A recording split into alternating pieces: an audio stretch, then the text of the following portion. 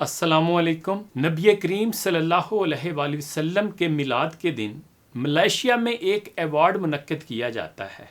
इसमें उन 9 मुस्लिम लोगों को अवार्ड दिया जाता है जिन्होंने मलेशिया के लिए कुछ बड़ा और उम्दा काम किया हो।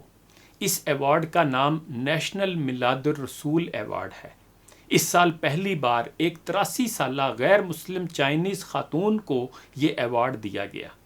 9 अक्टूबर को सुल्तान अब्दुल्ला रियायतुद्दीन अल मुस्तफ़ा बिल्ला शाह ने कुआलालंपुर में वाक़या वर्ल्ड ट्रेड सेंटर में मुनक्कदा तकरीब में चीनी नस्ल की इस 80 साला खातून शी हुई लैन को ये अवार्ड दिया।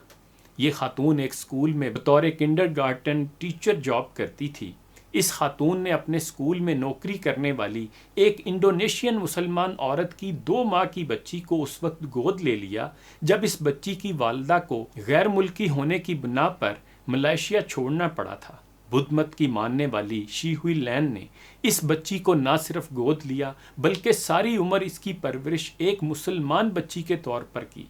इस बच्ची का नाम रोहाना अब्दुल्ला है और ये हाफ़िज़ा कुरान है और एक यूनिवर्सिटी में कंप्यूटर इंजीनियरिंग की तालीम हासिल कर रही है।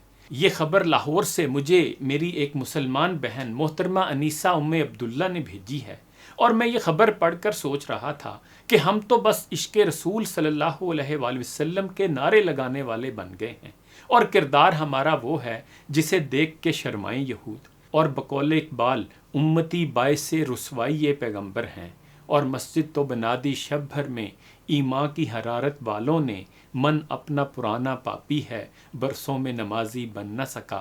इकबाल बड़ा उपदेशक है मन बातों में मोह लेता है गुफ्तार का ये गाजी तो बना किरदार का गाजी बन न सका।